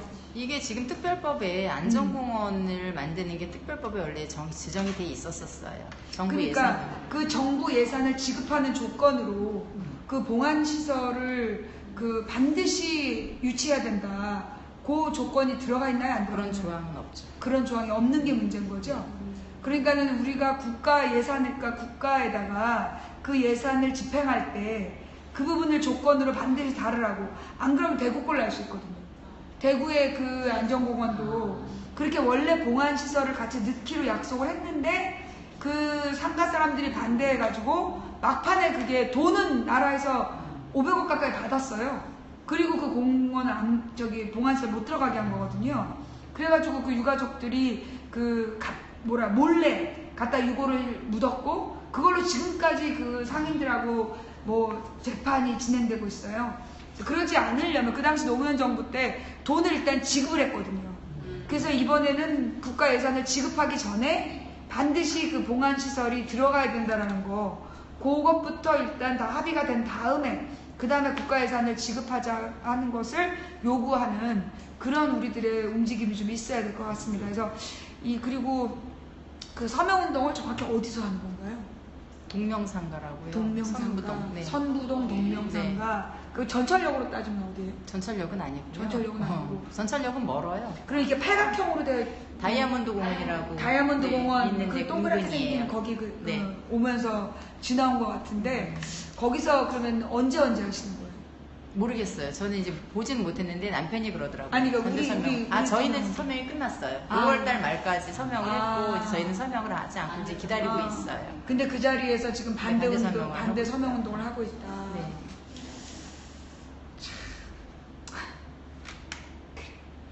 막 떠오르는 말이 있는데 이 말을 하면 안 될 거, 모바일 방송 잘릴까봐. 그래서 지금 못 하는데 그러면 진짜 안 된다는 거. 예. 일단 그러면 이제 우리 시청자분들이라든가 또 일반 국민들이 지금 도와야 될 부분, 가져야 될 부분이 있다면 어떤 게 있을까요? 근데 관심을 아무튼 끝까지 관심을 가져주셔야 되고 목포에도 지금 미수습자 아무튼 올라올 수 있도록 끝까지 모두 관심 가주셔야 되고 지금 아까 좀 전에 말씀드렸듯이 배가 뭐 어떻게 돼서 절단을 하고 어떻게 화물칸을 수색을 할지 그것도 화물칸 수색하는 게 아무튼 화물칸에 있는 그 화물차들도 지금 말하자면 이렇게 엉켜가지고 화물차들이 옆으로 누워있다고 생각을 하면 그런 화물차들이 뻘이 저희가 생각하는 것보다 훨씬 많이 차 있다고 하더라고요. 그래서 그 화물차들이 다 묻힐 정도로 뻘이 차 있다고 해요. 그래서 수색하는 것도 너무 좀 어려움이 많이 있을 건데요. 뭐 예정은 한 8월 말 정도까지 끝내는 거를 예정으로 하고 있는 것 같아요. 근데 일단 작업은 또 안에 들어가서 직접적으로 작업하시는 분들이 매일매일 어느 정도 하실 수 있는지를 봐야지 알 수 있을 것 같아요. 궁금한 게 제가 만약에 목포 신앙을 가면 너무 번거롭게 해드리는 걸까요? 목포 신앙에 가면 안에를 들어가실 수가 없으니까. 뭐 안에 들어가는 건 상관없고 유가족분들 계신 곳에서 유가족들은 안에 밖에 계세요? 있기 때문에 아니요. 밖에 있죠. 있어요. 네. 그죠? 그러니까 밖에 있어서 그분들 거기서 뭐 언론사들도 많이 오세요. 그러니까 네, 이야기를 취재하러 좀 오시고. 듣고. 그리고 거기서 뭐 저기 인양분과장님이나 저희 인양분과장님은 지금 거의 몇 달째 지금 인양된 이후로 거의 거기서 지금 거의 살고 계시거든요. 그런 분들의 잠시 이제 시간은 있으시니까 인터뷰하시고 하시는 인터뷰도 것도 하고 그리고 소식을 잘 전해주시는 것도 좋을 것 같아요. 그러니까 그 저기 유가족들 들어가서 저기 갔다 선체 갔다. 보실 때 카메라 들이면 가서 이렇게 쭉 한번 찍어갖고 나오셔서 시면 그것도 또 시청자들이 볼 수 있지 않나? 선체 그 근처. 돌아다니면서 이렇게 찍는 거는 허락이 될지 모르겠어요. 아니 그러니까 선체 바깥에.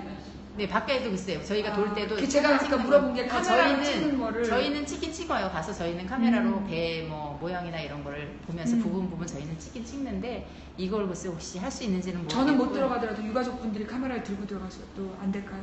그건 모르겠는데요. 어떻게 해야 될지. 근데 지금 이제 저희가 지금까지는 한 번도 배 안에 들어가 본 적이 없어요. 근데 다음 주는 다음 주부터는 부모님들을 배 안에 들어가서 안에를 구역을 좀 볼 수 있게 하겠다라고 이제 결정이 된 다음 것 주에? 같아요. 네. 그래서 언제? 왜냐면 다음 주 언제죠? 다음 주 목요일부터 월요일부터 목요일부터 월요일 목요일 다음 주 목요일? 네. 설치에 들어가신다. 그 안에가 이제 수색이 웬만큼 이제 아까 말씀드렸듯이 뭐 90% 이상 이렇게 됐다고 하니까 좀 정리가 돼서 좀 위험하지 않은 곳 이런 곳을 아마 좀 볼 수 있을 것 같아요. 들어가 볼 수는 있을 것 같아요. 그래요. 저도 다음 주에는 한번 시도를 해보도록 하겠습니다. 우리 저기 언제 가실지 가실 때 가시든지 윤희 어머니 가시나? 내일? 월요일 날? 월요일이나 목요일 중에 그러니까 이제 제가 목요일쯤에 갈게요. 목요일 가면은 이제 새로 이렇게 교대하시는 분들 네. 목요일 날 교대를 하시는데요. 네. 그때 아니면 가서- 뭐 수요일 날 가서 금요일 날까지 든다던가. 너무 긴가? 아니 상관없죠. 근데 3일 동안에 뭐 있을 그렇게 필요는 치즈하고 할 수 있는 상황이 될까 모르겠네. 하여튼 뭐 제가 목포 신앙을 한번 가보는 걸로 가보면 도움은 될, 뭐 우리 세월호 유가족 분들께 도움이 된다면 가고 별 도움 안 된다면 보여주세요. 국민들한테 좀 더 새로 이것도 와보시지 않은 분들도 많이 있으실 거 아니에요. 그렇죠? 그러니까 그분들한테도 거기는 상황이나 이런 것도 보여주시는 것도 괜찮아요. 현장에서 듣는 이야기들이 좀 있을 것 네, 같아서. 토요일이나 이럴 때 가면 영만이 많은 어머니 분들이 언제 계시고. 가세요? 저희가 이제 일주일씩 가다 보니까 네. 일주일 갔다 오고 일주일 텀이 있고 일주일 또 내려가고 하니까 너무 힘든 거예요. 그리고 지금 이제 선체 수색이 그러니까 저희 선실 수색이 웬만큼 끝났기 때문에 이제 화물칸에서 또 얼마만은 유류품이 나올지 모르지만 그러다 보니까 요 근래에는 그렇게 많이 유류품이 많지는 않아요. 그래서 이제 저희가 오늘 아침에 이제 모여서들 의논을 한 건 이제 일주일에 2명씩 그냥 2명씩 가던 걸 1명씩 왜냐하면 너무 자주 또 저희들도 며칠씩 너무 오랜 기간을 나가 있으니까 좀 힘도 들기도 하고 가족들한테도 그렇고 그래서 이제 그 보통 엄마들 교대하는 것처럼 월요일 날 목요일 날 1명씩 교대를 그냥 하는 걸로 했거든요. 저는 7월 3일 날 7월 3일이 3일에서 6일까지 아니 3일에서 아무튼 9일까지 하루지까지 기억도 안 나요. 하여튼 제가 가는 날짜를 말씀을 드리면 그때 그 거기 계신 네네 어머님하고 좀 안내를 연결을 거기다가 좀 해주시면 해드릴게요. 예, 가서 제가 어디를 보여드려야 될지 그리고 이 현장에서 그 듣는 목소리들 그럼 거기 현장에서 그러면 유가족분들이 한 분씩만 계시는 거예요? 아니요. 왜냐하면 가족들이 반별로 아. 반별로 한두 명씩은 다 내려가니까 계속. 그러니까 많을 때는 처음에는 굉장히 많이들 내려가셨는데 지금은 또 다른 일정들이 있고 하다 보니까 많이는 안 내려가시고 뭐 적어도 가시면 10분 뭐 10몇 분 이렇게는 계세요. 알겠습니다. 그리고 지난번에 했던 영석이 엄마가 거의 지금 문박이로 거기 있어요. 가면 영석이 엄마 도움을 받으시면 될 것 같은데. 알겠습니다. 그 영석이. 화려한 영석이 아 그래요. 네, 자 그러면 우리 세월호 우리 약전 읽기 오늘 몇 번째죠? 네 번째인가요? 네 번째? 세 번째? 세 번째 세월호 약전 읽기 시간을 가졌습니다. 많은 분들이 못 오셔서 죄송해요. 아니요. 많이 그리고 이제 오셔서. 방송으로도 다들 보고 계시니까 계속 관심 가져주시고요. 그리고 저희 이제 기업저장소에서 또 하니까 기업저장소 홍보를 또 끝으로 안 할 수가 없습니다. 네, 그 뭐예요? 기업저장소가 저희가 말씀 늘 드리지만 여러분들의 후원으로 저희도 운영되어지고 있거든요. 그래서 지금 이제 많은 분들이 아무튼 관심 가져주셔서 잘 지금 운영이 되고 있는데요. 끝까지 관심 가져주셨으면 좋겠고요. 여기 지금 저희 기업저장소 이렇게 후원하는 이렇게 홍보 이렇게 예, 이런 팜플렛이거든요. 요게 후원 여기 보면 지난번에 말씀드렸는데 후원할 수 있는 이렇게 온라인 사이트에서도 후원이 가능하시거든요. 온라인에 들어가시면 fund.fund.416memory.org 해서 예, 기억저장소 홈페이지는 www.416memory.org예요. 홈페이지 들어가셔서 보셔도 되고요. 아니면 후원하실 수 있는 후원 홈페이지가 이렇게 fund, 예, fund.416memory.org 해서 이렇게 돼 있거든요. 그러니까 관심 가지시고 기억저장소 관심 있으신 분들 예, 후원도 좀 해주시면 너무 감사하겠습니다. 지금 그 맨 처음에 여기를 후원하신 분 중에 네. 오드리 헵번 후원은 오드리 헵번이 후원을 하고 있는지는 모르겠고요. 뭐 오드리 헵번 가족이 무슨 뭐 기억의 숲이라고 그래서요. 거기 다른 페모캉하고 지금 목포에서 저희도 엊그제 잠깐 또 갔었거든요. 거기서 1시간 반 정도 시간은 그래도 걸려요. 페모캉에서 가까워요. 거기가 그분 오드리 헵번 그 가족 아드님인가 누가 작년인가 재작년에 오셔가지고 거기다 은행나무를 그 304그루의 은행나무를 심어주신 숲을 조성해 주셨어요. 근데 엊그제 가보니까 관리를 또 무궁화 동산이라고 해서 무슨 면이었죠? 무슨 면이었는데? 명 무슨 면이었는데 아무튼 예 그냥 무궁화 아무튼 그 무궁화 뭐라고 찍으면 나와요. 그건 여기랑 무궁화 공원? 거고. 네, 근데 거기에 숲이 조성돼 있어요. 아이들을 위해서 나무를 그렇게 누가 심어주셔가지고 그분들이 오셔서 그 나무를 기증하시고 거기 조성을 해놨거든요. 숲을. 그래서 갔는데 가서 보고 왔어요. 근데 여기 후원을 하시는 건 아니고. 네, 그렇군요. 자, 그래서 4.16 기억저장소는 그러니까 이제 결국 우리 아이들에 대한 그러니까 이제 지금 올라와 있는 선체에서 나온 유류품들이라든가 세월에 관한 많은 이제 기록들 이런 것들을 지금 중심으로 하는 활동이잖아요, 여기가. 그죠? 근데 이게 유류품도 저희가 이제 받아보고 아까 말씀드렸지만 3년이라는 시간을 그 뻘 속에 있다 보니까 온전한 상태는 아니잖아요. 그 안에 뭐 염분이나 이런 것도 굉장히 많이 차 있고 그래서 그거를 뭐 탈염하고 하는 그런 세척 과정들이 굉장히 또 고난이도 그런 과정을 필요로 한데 지금 굉장히 많은 유류품이 올라와 있는 상태인데 그것이 본래 모습대로 돌리기는 쉽진 않지만 그래도 지금보다 더 많이 상하면 안 되잖아요. 그래서 그런 것 때문에도 지금 많은 저희가 필요하거든요, 사실은. 그래서 후원이 필요하다는. 예. 그러니까 이게 우리가 4.16 세월호에 대한 어떤 진실을 복원하는 문제는 이게 뭐 유가족들을 위한 것이나 희생자를 위한 게 아니라 또다시 이런 일이 벌어지지 않도록 하기 위해서 우리가 이 세월호의 진상을 규명하려는 거잖아요. 우리가 그걸 잊으면 안 된다. 만약에 우리가 이걸 대충 넘어가면 옛날에 대구 지하철 참사라든가 다른 많은 참사들 그랬던 것처럼 또 다른 모습으로 돌아오는 사고가 된다는 거죠. 그래서 이번에 우리가 이 세월호에 대해서는 분명하게 진상을 규명해서 그 책임자를 끝까지 처벌받게 하는 그게 중요하다. 그러니까 우리가 작은 정성들을 모아서 이 4.16 기억저장소가 제 역할을 끝까지 할 수 있도록 해주는 게 필요하겠다. 그리고 이걸 유가족들에게만 어떤 부담을 지우면 안 되고 이건 우리 국민들이 다시는 이런 일이 이 땅에 일어나면 안 된다라는 결의를 가지고 이 4.16 펀드에 함께 하셨으면 좋겠습니다. 후원 주소가 fund.416memory.org네요. 네, fund.416memory.org 이쪽으로 들어가셔서 이게 이제 신용카드를 이용한 일시 후원도 가능하다니까. 일시 후원도 되고 정기 후원도 가능하시고. 그러니까 여기에 들어가셔서 우리가 이 후원을 할 수 있도록 많은 관심 가져주시기를 부탁드리고 또 부탁하실 거 없어요? 우리 공방장님 혹시 부탁하실 거 있으세요? 없어요? 네. 자, 그러면 또 이 4.16 단원과 약전 읽기 어떤 분들이 뭐 이렇게 재미도 없고 많이 보지도 않는데 뭐하러 이런 걸 하냐라고 하실 수 있지만 아무도 한 번도 할 겁니다. 끝까지 다 읽을 거예요. 세월호 진상을 빨리 규명하는 게 좋을 거예요. 네. 자, 지금까지 우리 안산 4.16 기억저장소에서 보내드린 망치 부인의 세월호 단원과 약전 읽기 오늘은 여기까지 하겠습니다. 함께해 주신 모든 분들께 감사드립니다. 감사합니다. 네, 감사합니다. 자, 이렇게 해서 마무리하겠습니다. 자, 여러분 오늘 방송 어떻게 보셨습니까? 자, 요 내용 여기까지 녹화해서 올리고 다시 가는 길은 따로 녹화할게요. 고맙습니다.